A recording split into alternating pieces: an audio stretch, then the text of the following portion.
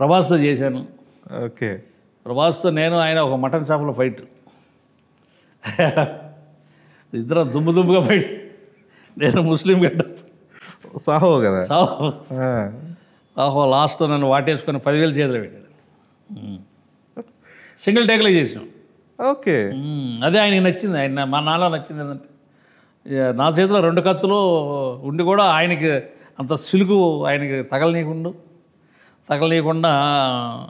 Mutton shop మొత్తంలో కూడా ఆయన ఇడిబొరిలో కత్తి తగలనీయకుండా ఆయనతో నైస్గా చేసినందుకు ఆయన 10,000 ఇచ్చాడు.